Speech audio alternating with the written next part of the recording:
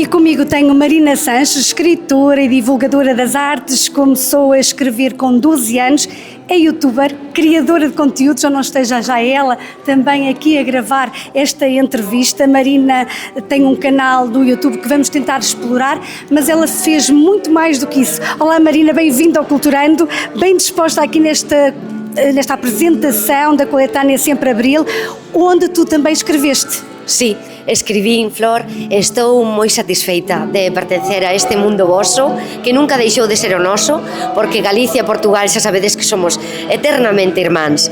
Entón, a pertenecer á coletánea, estar con Graz Amiguiño, co seu proxecto e con todos estes grandísimos artistas que agora están xa coa banda sonora de que vai ter lugar neste acto que imos empezar en breve.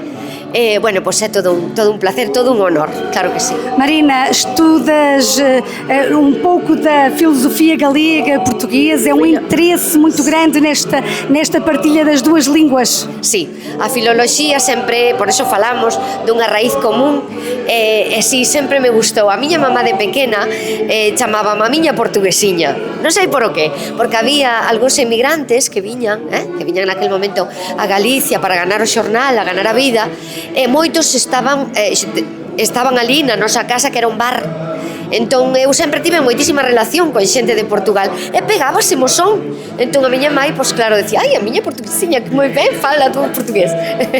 Facía o que podía. Pero sí, sempre houve aí unha querencia e unha admiración por vosso povo. Sí. Mas eu gostava que falasses um pouco sobre o hino que feito por ti, que nos dissesses tudo sobre essa paixão e essa obra inédita tão importante, quer para Portugal, quer para a Galiza. Sí, Flor, mira, temos detrás ao noso Luís de Camões que nos bendiga, gran mestre, bendícenos aquí. Efectivamente, este ano nacía o hino, as letras galegas que eu compuxen, unha noite de inspiración, porque sabes que as musas asisten a veces, non?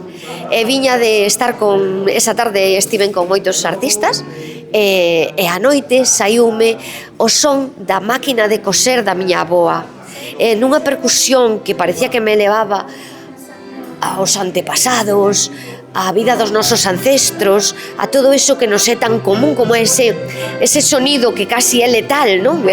Do ventre materno, pois naceu esa cantiga, na que un pouco quero reflectir o que é o apaixoamento, o que é ese momento de febril, do momento da creación, cando algo nace, que crías nese momento e brota en ti, non? Igual que nace unha crianza, pois a obra de arte tamén é.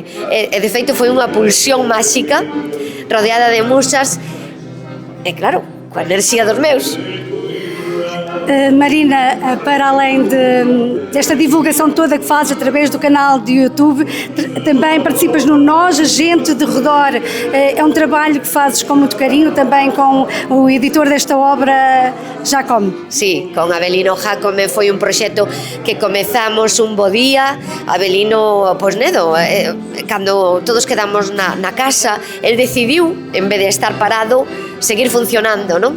Entón, bueno, naceu este proxecto, posto que ten, xa sabedes, orixe, publicidade, unha empresa que traballa moi ben, con moitísima calidade, e de feito vese no libro da coletánea, onde a parte do contido, que son as obras dos grandísimos autores que me acompañan aí, os 54 que formamos parte, pero eu falo dos 53 que son espectaculares, pois está o continente, que é a obra de Abelino e do seu equipo, porque ten un equipo fantástico, e xa podedes ver como quedou a obra, é magnífica, non?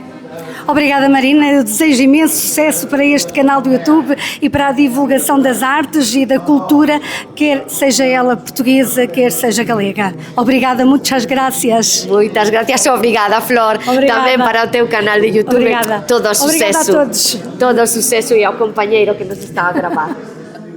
Obrigada. Obrigada. Obrigada.